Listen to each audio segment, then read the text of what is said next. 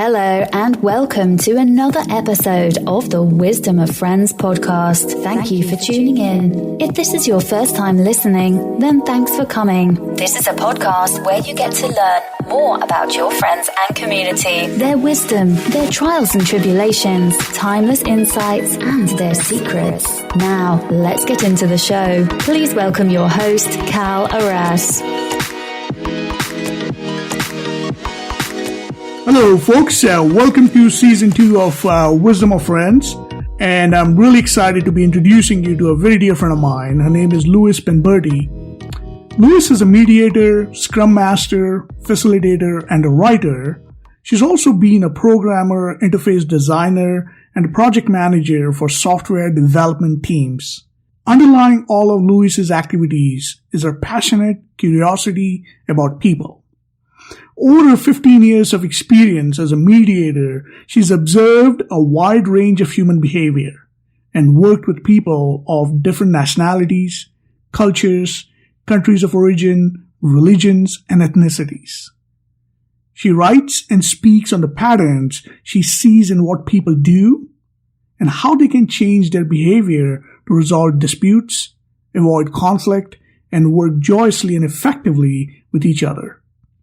Some topics she talks and writes on are how to survive and thrive on self-organizing teams, personal barriers to resolution, and 6 signs that you're being unwisely generous with your clients and what to do about it. Friends, this is a fascinating conversation where we cover a wide range of topics all the way from race relations to resolving dispute and the skills needed to be a masterful mediator. I hope you enjoy this. So without further ado, let's welcome the one and only Louise Penberthy.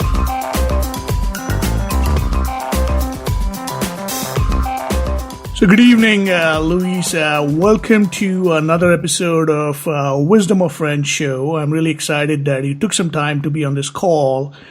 And let me start off by saying how we met. It was at the Kirkland Eclectics Toastmasters Club, and we first got introduced through Randy Stimson, who is the vice president of education at this club.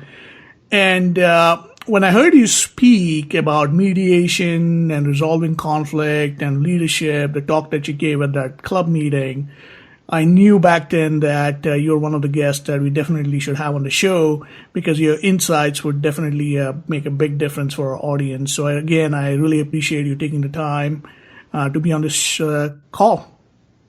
Oh, thank you. I'm glad to be here, and I'm glad that my talk was made an impression on you. Yeah, absolutely. And so one of the ways that we start off our show, Louise, is that we ask our guests a very simple question, and that is, what's your favorite code or philosophy that you live by, and how have you applied it to your life? Oh, boy. Just one. Well, the first thing that comes to mind is that I constantly strive to improve myself. I have always, all my life, been examining myself. How do I act? Do I act with integrity? Do I know how to be a good friend to people? Do I understand my feelings and the impulses that drive me? So I'm always trying to understand myself better, to be able to act better in accord with my own values. That's part of my being passionately curious about people, which includes me. But I'm also curious about people in general, which is one of the things that's led me to be at various times, like I'm a mediator now, I'm working on becoming a Scrum Master, I did usability design and user testing in earlier parts of my life, I've been a writer. So I'm fantastically curious about people and about myself and continuously improving myself. That's the first thing that came to mind when you asked that question. No, that's great. So what I'm hearing you say is one of the things that you find insanely curious is learning about people, and that's been the trajectory of your life, it seems like. And now being a mediator, a Scrum Master, and a facilitator, that's been one of the traits that has helped you in your profession. And I want to get into some of those activities later on in the podcast. But one thing that I'm curious about, Louise, is what did your parents do, and how did that shape your life? Well, my father was an engineer and an inventor. He started 3 businesses, and my father was an intelligent, investigative, highly driven man. And in a lot of ways, I'm like him in that I am driven. And also, another thing about me is that besides being interested in people, I also have a logical and technical mind. So I was a computer programmer for many years, and I loved it. I taught computer science. I was a project manager. I was a programmer. So I did all that, too. My mother was a scientist up until my sister and I were little. And from her, I also get that same sort of scientific and inquisitive mind. She has also been an artist, and so I have artistic interests as well, not in the fine or visual arts, more in the writing arts, shall we say. Wow. So moving on from like programmer and then project manager and the artistic background, I'm curious as to how did that journey unfold for you? Like, one of the questions that we normally get from our audiences is, how do we identify our passion? How do we identify, a profession that's kind of a calling, right? And seems like you were fortunate to find the things that you love. So what would your suggestion be? Is that something that came naturally to you? How did you go about getting into programming or becoming a project manager or a Scrum Master? Okay, good question. So programming, that was obvious from the moment I wrote my first little program, because when I was I just finished my first year of college and I went back to visit my old high school. A friend of mine was working on a computer. I didn't know what it was then. I said, "Matthew, what are you doing?" He stood up and said, "Sit down, type this. Now type run." It was a basic program for those of you, and for those of your audience who will understand that. He said, "Now type this, and now type run." And it did something different. The output was different. And what's more, I could tell why it was different based on the third line of code that I had typed in. And I kind of went, oh, and from that moment, I was hooked. I borrowed that computer for the summer. I went through the whole of the manual in about 3 weeks. And then I, just for grins, programmed the screen to display the characters of the Greek alphabet. I don't know why, but it was just something to do. I went back for my sophomore year of college, I changed my major to computer science, and I never looked back. I love programming, and that was in that instant. That's how I figured it out. So I don't know how to tell people how to duplicate that kind of experience, except just be willing to try things. If it's low risk, give something a try. If you don't like it, you'll know. If you do, you'll know. If you're not sure, you can try some more. As for being a mediator, my mom remembers that when I was in 4th grade, I came back from an afternoon of playing on the school playground and saying that I had broken up like 3 or 4 fights that afternoon. So I think mediation in a way has come naturally to me. I'd always been interested in it, but then it was after 9/11 when I was living in Baltimore and working actually pretty close to D.C., where one of the planes struck the Pentagon. And and so I thought there has to be some way I can increase the peace in the world. And since I was moving back to Seattle anyway, I took a mediation training at the University of Washington and then started mediating through the Dispute Resolution Center of King County. And I've been doing that ever since for over 15 years now. And I love it. I absolutely do. That is so great. So what I'm hearing you say is a couple of things. One is a willingness to try different things and see what catches your fancy. And that's how you found your love for programming. And as far as mediation is concerned, somewhere along the childhood, you did, there was an incident where you were a natural mediator, like trying to like resolve conflict and fights in school. And it's something that really was lying dormant as a skill until the incident of 9/11, where you really wanted to bring peace to the world, and you kind of came back to Washington and took a course in dispute resolution, and that's how that became your profession. Is that an accurate summary of what you just shared? Yeah, although I didn't know I was interested in helping people get along better. And it wasn't until I was moving back here that I had the opportunity to actually take a class and start training and start actually mediating. So I'm curious, and that's such a great segue into understanding mediation. I know, that's definitely one of the biggest challenges that we face today in our world that we live in. It's the conflicting belief systems and conflicting political viewpoints, and when both parties are really stubborn about their own individual point of view, sometimes conflict does arise, and then it really requires, in my view, patience and certain skill set to bring together those conflicting parties to come to a amicable solution. So my question to you is, when you did that course at University of Washington, what were some of the highlights from that program that you learned, or the skills that you acquired that helped you in this profession of mediation? Well, that's a good question. The training, it was a 40-hour training, and it was on the basic mechanics of how you run a mediation. And the thing that I remember most was asking one of the professors, what are the skills necessary for a good mediator? And she said, patience, which you just mentioned. Patience is a big one because people don't always know what they want. They don't know how to express themselves very well. They may take forever, what seems like forever, to explain something. And it takes a while to figure out what somebody really wants.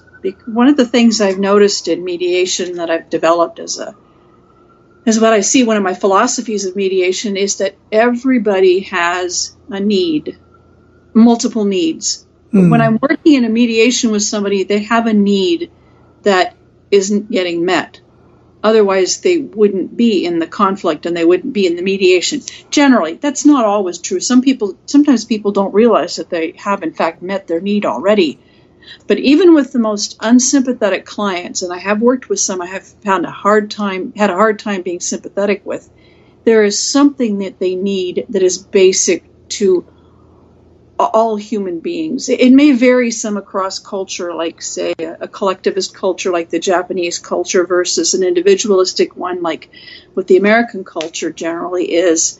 But people have some basic needs for security, for connection, for love, for dignity, for honor, those kinds of things. And even the most unsympathetic of my clients has something that they need. And what I try to do as a mediator is to find out what that is and see if I can help them get it. Because once somebody has that thing that they need, sometimes the dispute just kind of goes away. That's so interesting. So as you can tell, this brings up more questions. So is there like a case study, or can you give us like an example of a situation where you were able to apply the skill set? Because what I'm curious about is oftentimes, it's so challenging when you have two conflicting parties to even understand what the needs are, right, of each party is involved, because what they are sharing at the surface level may not be what their underlying need is. So how do you go about even identifying what their true need is, and how do you listen to them to really dig that out? Is there a case study? Could you share an example that you might have worked on in the past without obviously giving away the identity of your clients or anything of that sort?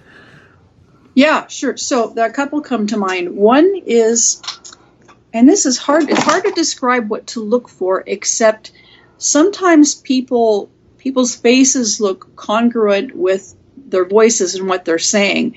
And sometimes you can probably see it's maybe a movement of their eyes, or they're frowning, or you can tell they're thinking a lot that they're not saying. And there was this one woman I worked with. She was angry at her landlady because she was not convinced that the lock on the front door of her apartment, it was a garden apartment, I believe in a house, she was not convinced that that lock was secure enough. And she was so unhappy about it and adamant about it. And I remember thinking back on what she had said so far in the mediation, and what she talked about didn't explain why that was such a big deal to her. And she had that look, I could tell, where she was thinking a whole bunch of stuff and she wasn't saying it. So I called a second caucus, a caucus being a private conversation with one of the parties. I usually only need a caucus once, but I always caucus with both parties, of course, to keep things fair. But I caucused with this woman a second time, and I said to her, I may be wrong, but I get the impression there's something you need that you're not mentioning. I said, you do not have to tell me. You certainly don't have to tell your landlady, the other party. But in my experience as a mediator, unless you know what it is you need, you'll never be happy with the outcome, because you'll never get what you truly need. And I was all ready to say, and again, you don't have to tell me, just think about it and I'll talk to the other party privately. And then she opened up and she said that in a previous place she'd lived in, a man had broken in and raped her. So suddenly the importance of the lock on the front door made total sense. It wasn't just the lock on the front door. It was her security. That's what mattered. And I said, oh, my God, I am so sorry. I did not mean to bring up such a horrible memory. She said, no, it's okay. You're right. And I said, and you certainly do not have to tell your landlady. I'm not trying to push you here. She ended up telling her landlady, and her landlady was a little taken aback. But then the landlady understood why the lock was important. Now, of course, any landlord or landlady should have a good lock on a door. But once the tenant explained why it was so important to her, that's when I think the landlady really realized that, well, yeah, maybe that lock isn't good enough, even for someone without this horrible event in their past. So that's one thing I do, is I watch for whether people seem to be saying everything that they want to say, and I will give them an opportunity to say it if they want. And then there was another case I had where I was mediating between these two men, early 60s maybe. The matter that they came to me for was really simple. I think it was maybe $5,000, and they just seemed to be seething with anger underneath it. I had no idea what was going on, and I said to them, "What the heck?" I'd probably put it more professionally than that. But what I found out was, these two men, one was the founder / director of a nonprofit organization. It had been in existence for, I think, something like 20, 25 years. The other man was a former board member. And I found out that there was a conflict that led to a lawsuit that led to the board member becoming the former board member. And these two men, who I'd known each other for I don't know how long, were still dealing with massive amounts of resentment and anger, hurt and disappointment. They didn't want to talk about that, though. So I was left with talking about the matter that they'd come to me for. Was each of the men had been a guarantor for a relative of theirs in a business relationship that those two relatives had entered into. And that had gone wrong for a bunch of reasons. What I found was, I said to the founder of the nonprofit, I said, the other man, in paying the whole deposit amount for this business arrangement, when he couldn't get a hold of you because you were in Europe, in a way, that other man showed a lot of concern for your relative by paying this money, because he didn't want the business arrangement to fall through before you could come back from Europe. And the relatives were the men's sons. So talking about how the other man had concern for the founder's son. Generally, of course, these kinds of familial relationships are very important to people. It depends on the culture, they're more or less. But by pointing out concern for someone the man cared about, I was able to get him to rethink what the other man had done and to see caring in the other man's actions. And that was the thing that changed it around. When I got the two men back in the room, one of them said to the other, look, let's just go our separate ways. The deal went bad. You don't pay me anything. I don't pay you anything. And the other man reached out his hand and said, done. They shook hands, and that was the end of it. It was just finding a way to let the other party look sympathetic and caring, as opposed to grasping or greedy or just out to screw with people. That's a fairly colloquial way of putting it, but out to damage somebody. Let me put it that way. That the other man was not out to damage him, but he really tried to help. Wow. No, that's so great. And I think one of the underlying themes here, what I'm hearing is oftentimes the conflict or the dispute is a result of something that's even unrelated to the issue at hand. It's something from the past that the individual brings to the table. And I think what one of the skilled mediator like you is able to do is to really connect the dots and say, and find that dignity for them and find that sympathetic way of looking at it and offer the other point of view, which may not have been initially even visible to the other person, right? It's like the conflict is so out there in their face that they can't even see the point of view from the other person's lens. So bringing that perspective, a different perspective, so that there is a sense of caring and dignity and a different point of view seems to be what is helping resolve some of these conflicts. Is that like an accurate summary of what we just shared? Yeah. That people almost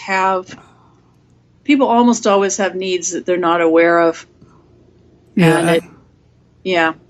Now that's so great. Now this is something that requires some mastery of skill sets, and it doesn't come naturally to all of them. I mean, a lot of people cannot do this kind of mediation. So one of the things that I'm curious about is, what do you think are some of the skill set required for a good mediator when a conflict it needs to be resolved? Are there specific traits that we talked about a little bit of patience, but are there any other specific skills that one can develop in their as they are growing as a leader, as an employee, as a businessman, that would enable the conflict to be resolved before it kind of gets out of hand? Good question. So there are a couple things I would say. One is to try to get awareness, especially of cultural differences, and another is to become a good observer. One thing I've noticed, so for instance, I did a mediation recently between the director of a nonprofit, not the same one that I mentioned before, but between the director of a nonprofit and the development director. One of the things I noticed was that they had conversational style differences. And I imagine you noticed this. I'm guessing from your voice that you were born somewhere in the Indian subcontinent and you came here to the United States. So you probably had ample opportunities to observe different ways of communicating. Yes, absolutely. Yeah, right. So the director of this nonprofit was, as she described herself, a Jewish woman from the East Coast. And the development director was an African-American man from the Seattle area. And I noticed that the director, she spoke to understand what she was trying to say. If there was a silence also, she wanted to fill it. The African-American man, the development director, he thought in order to figure out what to say. And he would think for a while, like several seconds, which doesn't sound like long when you say it, but when you're sitting there waiting for somebody to say something, it feels like a very long time indeed. At some point, when one of them had finished speaking, I said, "Excuse me a moment, I'd like to point out something, that you two have very different conversational styles." And I described to them what I've just described to you.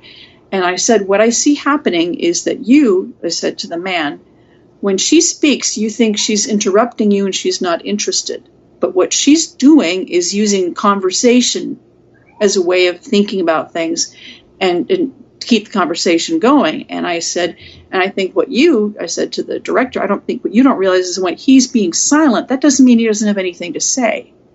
So I suggested that they be aware of these conversational differences. And in fact, the mediation went better after that because he didn't feel like she was interrupting him and she didn't feel like he was ignoring her. And they had not noticed this. Now, this is the kind of thing that I, as a mediator, and also because I have lived in different parts of the U.S. and I married into an American culture that's quite different from my own. I'm a white woman. I married into an African-American community. And I have learned to notice these conversational differences because they're an essential survival skill. So I can notice them in people. So that's one thing that makes a good mediator is to be able to observe people. And even if you don't know that much about their conversational style, if somebody's speaking and another person starts speaking and the person one stops and kind of frowns, you can bet they consider that an interruption. So you need to be able to watch for the expressions on the faces, the set of the face, the sound of the voice, and even the way people hold their bodies. And another thing I would suggest to anybody who wants to be a mediator is to get as much cross-cultural experience as you can. Not everybody is going to marry into a community other than their own or travel halfway around the world from the Indian subcontinent to the United States, for example. But, there are always movies you can watch, books you can read. In Seattle, you can go to the farmers market that's in Columbia City Wednesday afternoons. That's in the most diverse zip code in the United States, 98118. And last time I was there, I could walk around. I could see people from Southeast Asia, people from Somalia and Ethiopia, people from the U.S., white people from the U.S., African Americans. Just it was almost like a little UN there. And just be around people and observe how they talk, how they interact. That is such a great point, Louise. I think what you're suggesting really is really acquiring the observational skills, if you will, and really strengthening those because, when we look at our globe today, it's slowly turning into a melting pot, right? I mean, you have all these cultural migration happening all around the globe. There is a liberalization of economies that's happened across many of the East Asian nations, including India and China. So people are traveling around the globe. So it's a skill that no longer is a luxury, but it's something that we all need to develop to be able to really not just resolve conflict, but to get along with people from all around the globe. Isn't that true? It is true. It is true. And one of the most beneficial things I did for myself about a year ago was the Dispute Resolution Center of King County held a seminar, a training on developing cultural awareness of Islam. And I knew very little about Islam, or I thought I knew some, but I didn't know nearly as much as I did. And it happened the very next day. I got a Muslim client. And so when I was talking to him in private, because I was trying to understand, there was an odd kind of dynamic. But when I was caucusing with him in private, I said to him, I just took this training last night. And as I understand Islam, and tell me if I'm wrong, Islam very much values resolving problems between the people involved. That in general in Islamic societies, and I say in general, going to the courts is a last resort. And you don't do that until you've tried to talk it out, or depending on where you are. There was a woman from Somalia who talked about that. She said, and where she's from, they will try to talk. If they can't, then their elders will try to talk. And then they go to their clan chiefs. And then they go up yet one more level, and only then do they go to the courts. And I said to the man, I said, does it bother you that this other man, this white American man, has taken you to court? And he said, yeah. He said, we don't do this where I'm from. We will talk to each other. We will try to resolve it ourselves. And by understanding that, I gained some credibility in his sight. And also I understood better how to work with him. And then it was funny, and they ended up resolving their dispute. And at the end, I always shake the party's hands. And I was halfway through shaking this hand when I said, oh, I'm so sorry. I forgot to ask whether you shake hands with women. And I think he had felt a little awkward about it because he hadn't been in the U.S. very long. But just my showing that I was aware that that was an issue, he broke into a smile and he said, no, it's okay. God knows my heart. So it's okay. Don't worry about it. Wow. And I know. And I've had that happen a couple more times. Like one time a client of mine, I said, oh, are you Muslim? Yeah. I said, oh my goodness, it's Ramadan, isn't it? He said, yeah. I said, oh, are you like tired and everything? He says, yeah, I'm exhausted. So that, there are ways when you can get yourself to be trained in these kinds of cultural awarenesses. And, in a lot of parts of the U.S., saying that you're trying to understand Islam and Muslims is not very popular these days. And I'm sure you know that. I mean, anybody knows that in the United States nowadays. But at the same time, if we don't get to understand each other, it's as you said, you can't avoid it now, the way the world has become so connected. And I don't think that, to wax political for a while, I don't like the way so many people in the United States are demonizing Muslims or demonizing illegal aliens, as they call, people who come into the country other than legal channels. I understand some of the reasons why people do it, but I don't think it's right, and B, it's just, well, aside from the larger moral question, I don't think it's right, and I don't think in a practical sense it's helpful to demonize other people. Yeah, and one of the things that I think it's taught, there's a course, there's actually a great book by the name of, I think it's titled Getting to Yes. I think it's a course that's being taught at Harvard Business School, and it's one of the books that teaches you about negotiation and really, it's no longer like a win-lose situation or, it's more about creating a win-win situation. And I think going with the mindset to have that both parties can meet their needs, as you said early on, I think that's such an important prerequisite to resolving any conflict, in my view. Do you agree? Oh, yeah. I read that book years ago. It's a great book. They have a number of other ones. And absolutely, when I find my parties are at odds with each other, then I try to find some way that they can agree, something they can agree on. That even if it's just, there might have been a better way of dealing with this issue at the start and not coming into conflict. Because most people really don't want to be in conflict. Even people in cultures where argumentation is a conversational style, in my experience, it's a style. They don't like to be in active conflict as they define. Some people do, but most people don't. They'd rather just have their argumentative conversations, but have it just be conversation rather than really, really, battling with each other. Yeah. And I understand you've written a book as well. It's called Clear Your Path to Resolving Conflicts and Remove Your Barriers and Get a Better Future. Could you share a little bit about that book? I know you mentioned about the 3 barriers people put in their way and how to recognize them. Yeah. So if anybody wants it, I can give you the URL for it. It is a short book and a quick read, and with practical advice in it. But I found over time as a mediator, I would observe patterns in how people made their lives more difficult. For instance, I noticed in especially a lot of consultants and solopreneurs ways that they are unwisely generous with their clients. So I have a talk about that. But the barriers I notice people putting in their way, for example, one of them is being stuck in their own perspective of what happened. When I ask people, like for instance, in a mediation, one of my clients might hear new information, something that they might have known or could have known 3 months ago or 6 months ago, but didn't get the information. And I say, well, suppose you'd gotten that information at the time and you didn't have these 3-6 months or whatever to build up your resentment based on a misunderstanding. How would you feel? And most of the time people would say, oh, I guess there won't be a problem. There's no problem after all if I'd known that at the time. So if I can get people to think about, what if you'd known it at the time?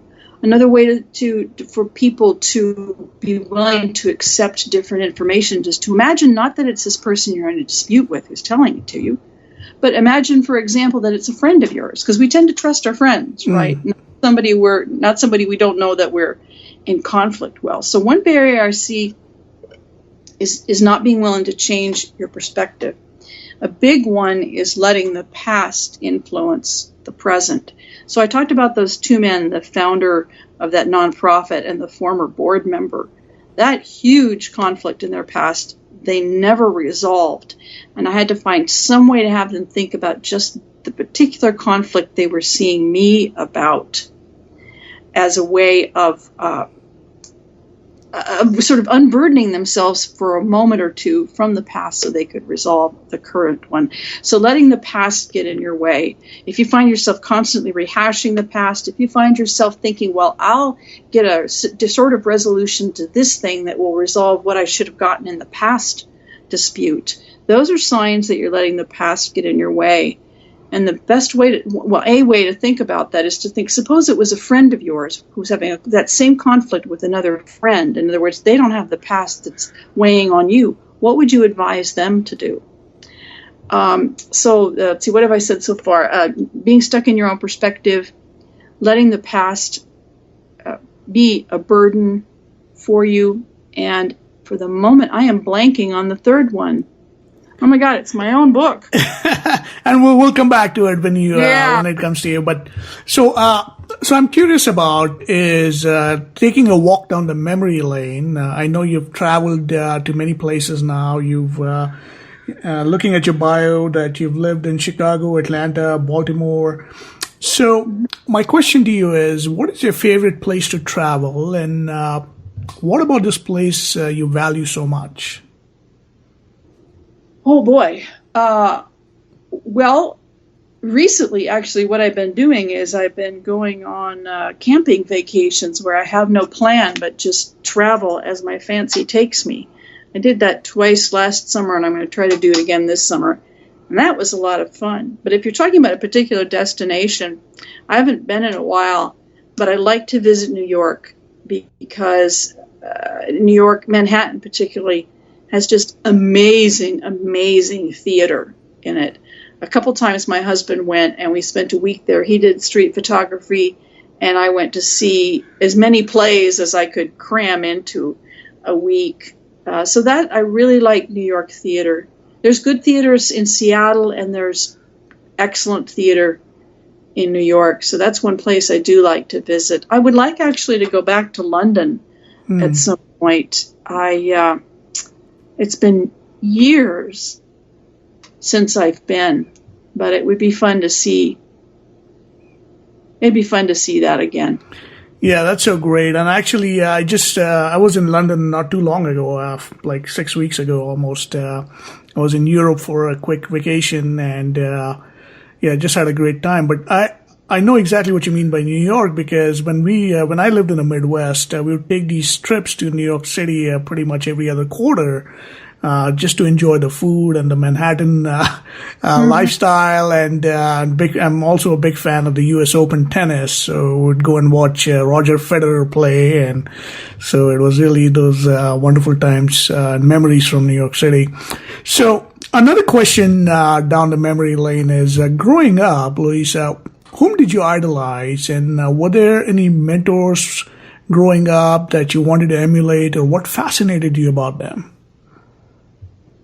Oh boy, that's a good question. Well, I admired my parents very much. My dad for his entrepreneurship and his drive. One of the businesses he started was a mountaineering equipment business called Mountain Safety Research, which I think people know as MSR nowadays. And REI still sells. The brand continues. Most of the products have been developed beyond it because he sold it in 1980, I think. But he was always working, always trying to figure out practical solutions to problems. And my mom, I admire her for her artistry, her interest in art, and her interest in science. did I have mentors probably the first mentor I really had was my undergraduate advisor when I was at the University of Puget Sound. And I really liked him. I talked to him about life and as well as, advising on what classes I should take next term and that kind of thing. And where should I think about going to graduate school?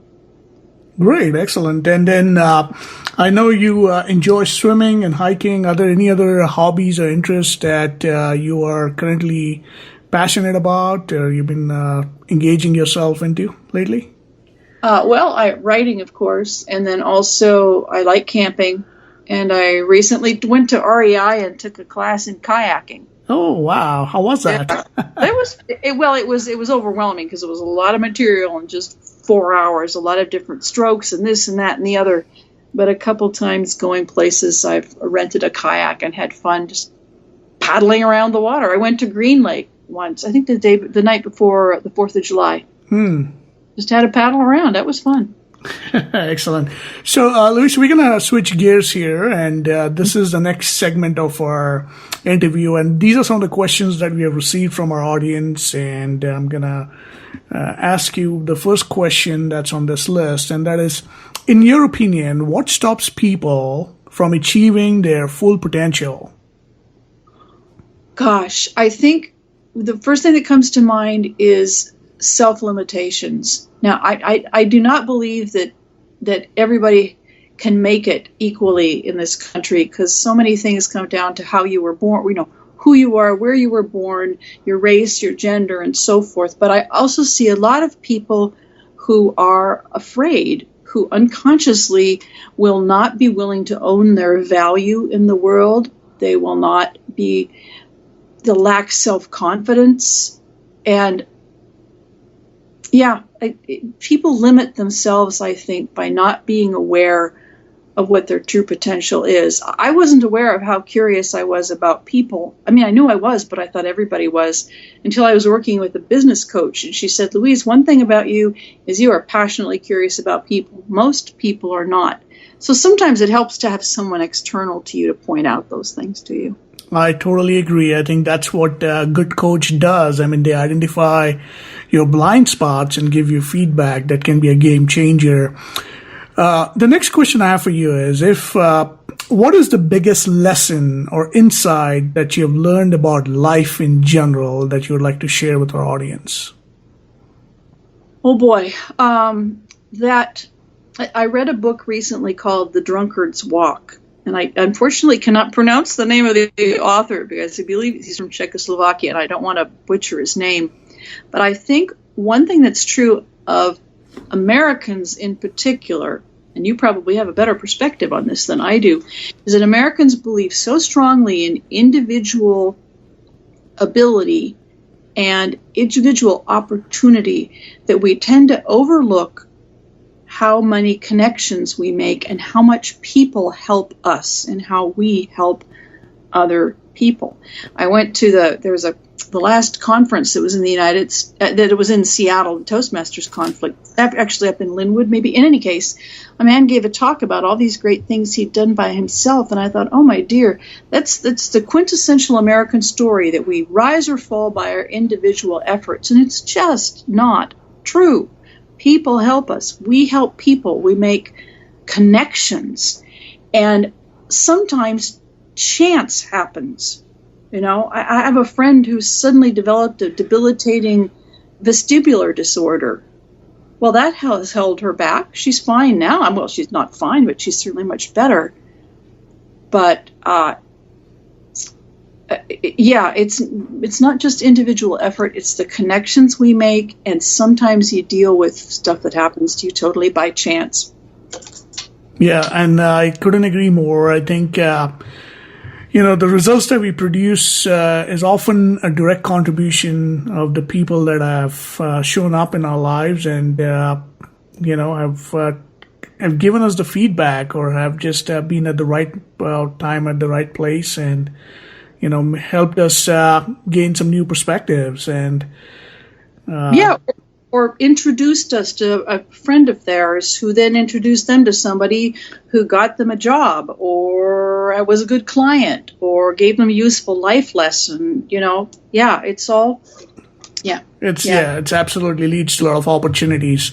So the other question is, in your opinion, having resolved so many disputes and having been a mediator for so long, what small step or actions that people can start taking that are practical in nature towards creating peace on planet Earth? If somebody had to ask you that question, one or two simple things that they can start doing on a daily basis that would allow for peace to be given a chance.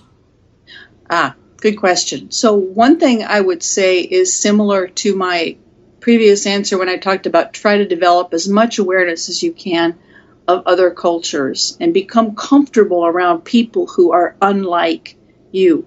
I grew up in West Seattle when it was almost completely white, and it was the kind of place where when a Chinese friend of mine moved in with their family in 1973, they had to get an unlisted phone number because they got so many nasty calls from people who didn't want a Chinese family on the block. So, try to be around as many different kinds of people and try to see the humanity in everybody. I'm sorry to say, but I used to be judgmental of the people who go to a methadone clinic that's not far from where I live. But being a mediator has brought me into contact with people from a lot of different walks of life, socioeconomic statuses, as well as race, culture, religion, etc. And I have learned to see the humanity. So now when I pass by there, if I catch the eye, I might say, hey, or good morning, or something like that. That the more you can develop the ability to see that people who are different from you, either by social class, circumstance, country of origin, color of their skin, are people. They have souls, they have needs, they have wants, they have hopes and fears just like you do. And I'm not trying to be all kumbaya and say, oh, we are all more alike than we are different. Well, we are alike. There are genuine cultural differences. And in the United States, some differences people don't want to look at, like the difference experiences between white people and African Americans in this country. But underneath it all, the more humanity you can see in other people, rather than looking down on somebody because they're poor and dealing with addiction, or sneering at somebody because they're rich and you think they're snobs.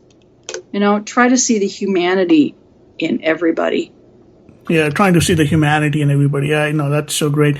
Now, the other question I have for you is, what is the best book that you've read or you've gifted or re-gifted or reread over the years? Is there anything that you could recommend for our audience?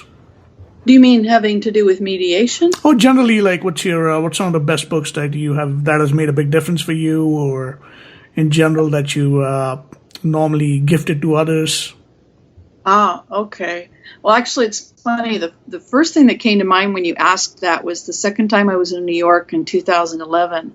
I saw a play that changed my life because it gave me more ideas about what plays could be. I was a playwright for a number of years. Of course, I could give you the script, but I can't give you the performance. But, one of the books I like right now is Cloud Atlas by David Mitchell. And I also like The Bone Clocks. The man is an amazing writer, and he has an amazing imagination. And every time I read those books, there's more to them. And I wish I could write like that. And I think another thing I would suggest is, especially for people who are white or would identify as white or Caucasian or European American or whatever, to read anything by Robin DiAngelo. She was at the University of Washington. I'm not sure she still is. But to try to understand the experience of whiteness in this country, because whiteness is pretty much typically invisible. Most white people in America won't say I'm white. They'll say like, oh, I'm German and Dutch and French, whereas people who are African American or Asian will say I am Asian or African American or whatever. So there's a couple fiction books. I also like a lot of Laurie King's work. She's a mystery writer. And then things by Robin DiAngelo. Yeah. Okay, great. And we'll include all of that in our show notes for the benefits of our audience. And another question before we get to our next rapid fire round is, and this is a hypothetical situation, Louise. It's like, let's say we had a time machine, and if you could go back in time and talk to your young self, like let's say your 25-year-old self, what advice would you give her? Oh boy. Well, there are some things particular to me that I would talked about to her. First of all, I would give her a great big comforting hug. And then I would say that I would say to my younger self, Louise, younger self, there are two things you inherited from your parents which are not serving you well.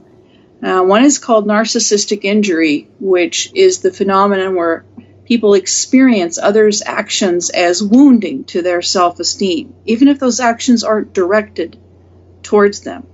I would say, learn how to not experience other people's actions as narcissistic injuries or as wounding to your sense of self-esteem. And also learn about what are called boundary issues. Learn about where the functional and emotional boundary is between you and other people. So those are two practical things that I would tell myself at 25. Oh, I would also say, break up with that boyfriend. Oh my God, do it now. Oh, Lord Almighty. I would say you do not have to have a perfect topic for your master's thesis. Pick a good enough topic and just finish the damn thing. No, that's so great. So we're going to move on to our next section, and this is a rapid fire round, Louise. And this is basically where I ask you a bunch of questions. These are fun questions. It's the first question first response that comes to your mind. If you choose to elaborate on it, feel free to do so. But again, this is the rapid fire round. So are you ready? I am ready. All right. So the first question is, who's your favorite rock star? Rock star? I don't have a favorite rock star. God, maybe the Beatles. Okay. Whose brain would you like to pick? Einstein's. If you could be successful in another profession, which would you choose? God, if I could be a writer, if I could be a successful, brilliant writer like David Mitchell, I'd do it. The next question is, if you could have witnessed one event in history, what would that be?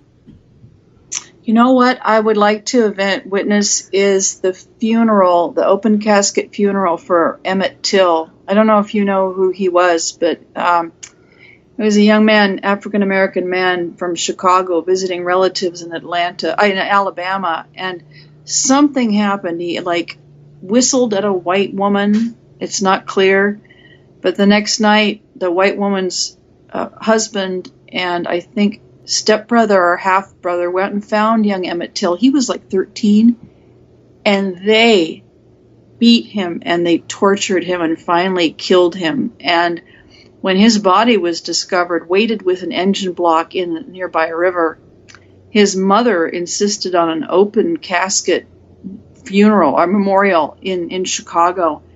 And the scores of African Americans from Chicago who went by and saw what had been done to that young man, that was one of the turning points in the civil rights movement in the United States. There were many, but that was one. I think I would like to go be witness to that kind of change in this country. And then one other question is, if you could have any message of your choice on a billboard, what would that be? Find the humanity in each other. Love each other and find the humanity in each other. I like that. Find the love and find the humanity in each other. Excellent. And so this is the final section. With that, we'll wrap it up, and then we move on to the last section of the interview. And so I have a few other questions. So the first question I have for you, Louise, is what is your current personal passion project, and what are you looking forward to in the next 6 months or a year? Oh, my current passion project. Or business project or anything that you're working on. Well, what I am working on transitioning from being a mediator to being a Scrum Master. And for those of you in our audience who wouldn't know about it, a Scrum Master is a facilitator and a coach for Scrum teams. Scrum teams are self-organizing teams of people that learn how to forecast themselves, how to examine their own work, how to continuously prove what they do. They work for short segments of time called a sprint. Can be typically a week to a month. It's used a lot in software development, but it's not limited to it. I've used it in my own life, and it's fascinating. And I would really like to get a job as a Scrum Master to take everything that I've learned as a mediator about people and apply it to helping teams succeed. One thing about mediation is I tend to see my clients maybe once, twice is usually all it takes. And I would like to work with a team over time and see them develop in their abilities over time. That's so great. And then how can people reach you? What's the best way to get hold of you or in order to contact you? Yeah, probably the best way right now is my Gmail account, and that's Seattle, the name of the city, Louise, which is Louise. So it's Seattle Louise, all one word, at Gmail. Okay, and then you have the website, which is... I have a couple different websites. So my business website is humaninterop.com, where interop is short for interoperability. And then I also have a website with I'm writing a memoir about my life as a white woman married to an African-American man. And that's whitewomansmemoir, all one word, .com. Great. And we'll include that in our show notes. The next question I have is, what are 3 things you're grateful for in life today? My husband and his love and his support. We recently celebrated 15 years of marriage. Oh, congratulations. Thank you. And for someone who I'd never fallen in love before I fell in love with my husband. And I'm just grateful. It's amazing to love and be loved by someone over years. So what was your question again? So 3 things you're grateful for. 3 things. My husband, living in Seattle, because as much as I am coming to hate the traffic and the crowdedness, I still